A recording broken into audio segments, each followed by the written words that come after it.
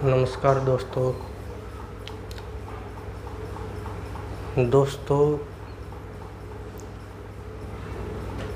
रामायण में जो रावण है, क्या उसके वास्तव में ही 10 सिर थे?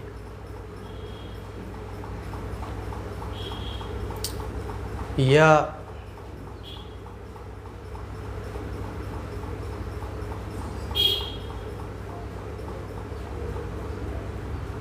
क्या वो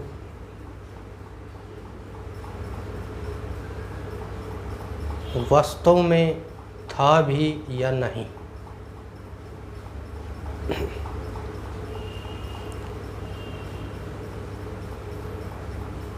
महर्षि वाल्मीकि जी ने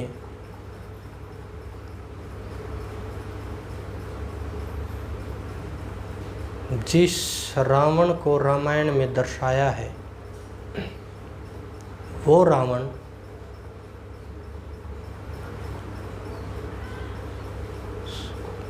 संसार के प्रत्येक व्यक्ति में मौजूद है।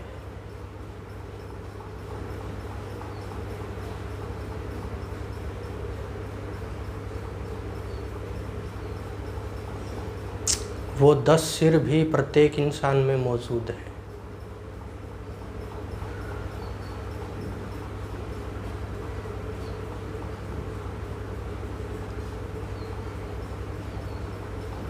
काम, क्रोध, मोह, लोभ, अहंकार, 5 सिर इधर और 5 सिर इस साइड। एक सिर को काटो तो दूसरा तैयार। क्रोध को मारो तो लोभ तैयार। लोभ को मारो तो मोह तैयार।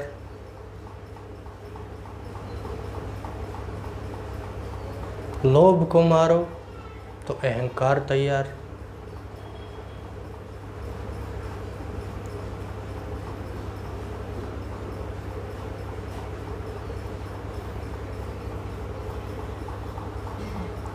इस प्रकार से जितने भी उसके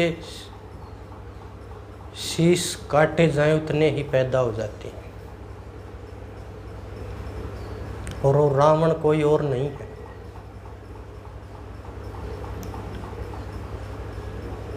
रावण हमारे मन का दूषित रूप है।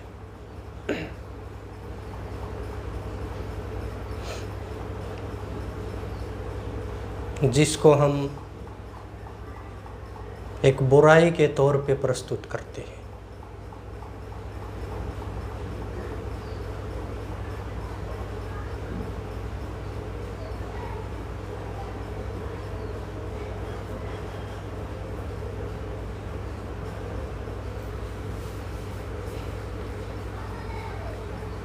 इसलिए केवल यही मत समझना कि रामायण में ही रावण था बस। रावण तो हर समय मौजूद रहता है और राम भी हर समय मौजूद रहता है। राम हमारे मन का वो रूप है जो एक अच्छाई के तौर पर हमारे भीतर काम करता है, और रावण मन का वो रूप है जो बुराई के तौर पर हमारे अंदर काम करता है।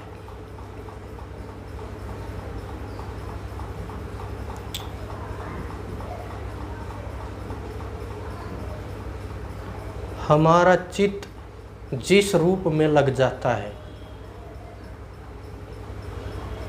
या हमारा ध्यान जिस रूप में लग जाता है,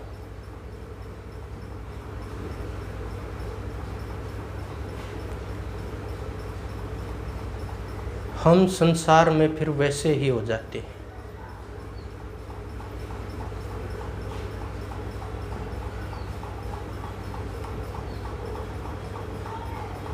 हम चाहें तो रावण जैसे भी हो जाएं और हम चाहें तो राम जैसे भी हो जाएं।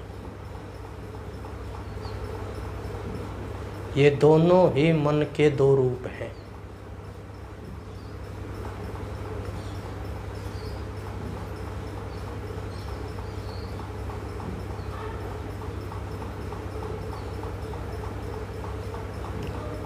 इसलिए आप राम को रामायण की बजाय अगर अपने भीतर खोजने का प्रयत्न करें तो ज़्यादा बेहतर होगा। क्योंकि जब हम भीतर की खोज में लगेंगे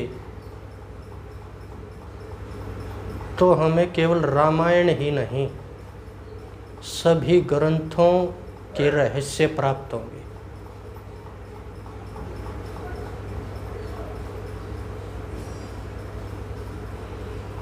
लेकिन जब तक हम बाहर ही खोजेंगे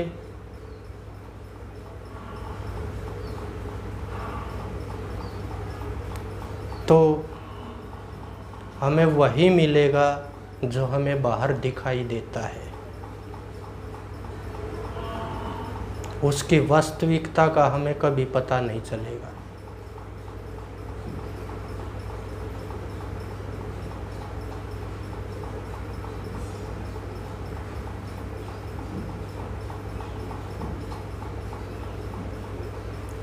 इसलिए अगर राम को भी खोजना है या रावण को खोजना है, रावण को जानना चाहते हो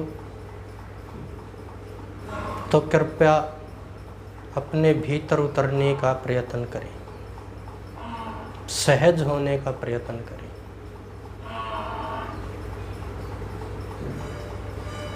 सरल होने का प्रयत्न करें, क्योंकि सहजता और सरलता के बिना भीतर के भेद नहीं खुलते।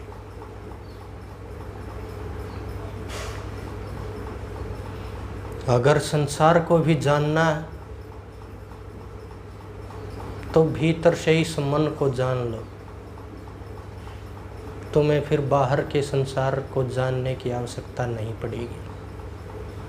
क्योंकि बाहर से संसार को जानना संभव नहीं है पूर्ण रूप से। एक अंश मात्र ही जान सकते हैं बाहर से, वो भी उसकी वास्तविकता को नहीं जान सकते।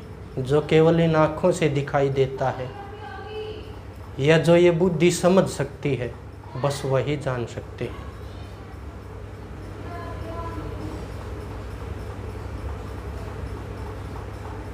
अगर वास्तविकता को जानना चाहते हो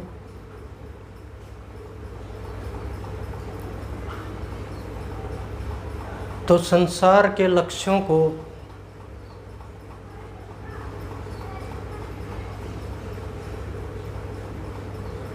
छोड़कर भीतर के संसार को जानने का प्रयत्न करो।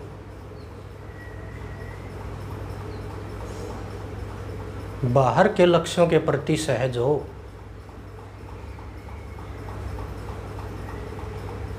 तभी भीतर की ओर उतरना संभव है।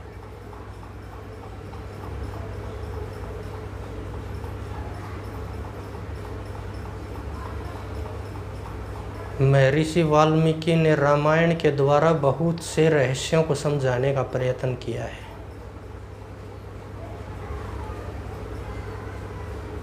लेकिन उन रहस्यों को समझने की बजाय हमने उन घटनाओं को ज्यों का त्यों ही सत्य मान लिया है। उन घटनाओं के रहस्यों को जानने का प्रयत्न नहीं किया।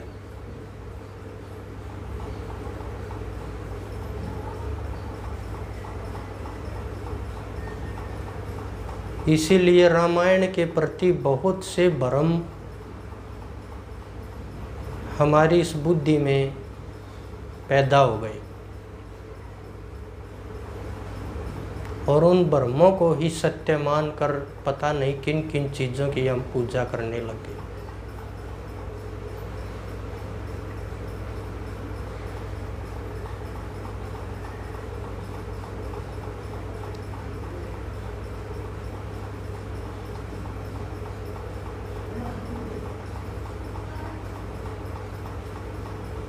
अगर साहिब सभी रहस्यों को जानना चाहते हो तो अपने भीतर इस मन को जानने का प्रयत्न करो, जिसके पास सब कुछ है,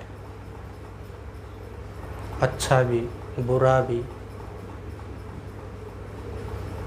चमत्कार भी, सिद्धि भी, रिद्धि भी।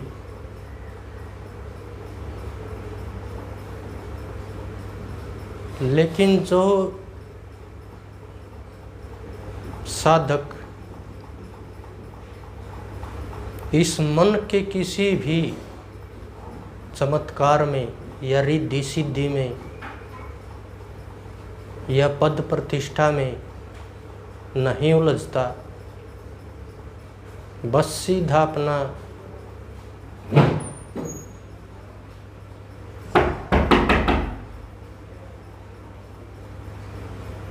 लक्ष्य जो है उस लक्ष्य पर निरंतर आगे बढ़ता है, सभी रिद्धि सिद्धियों को पीछे छोड़ते हुए,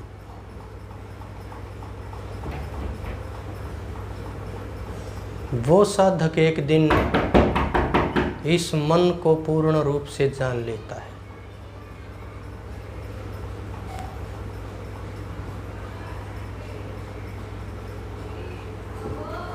फिर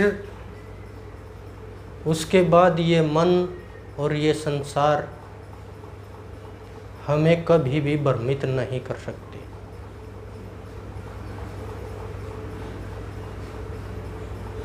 हम इस भ्रम से परे हो जाएंगे।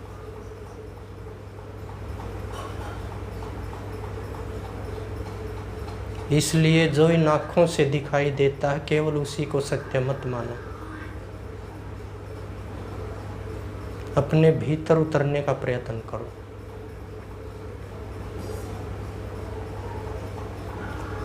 नमस्कार।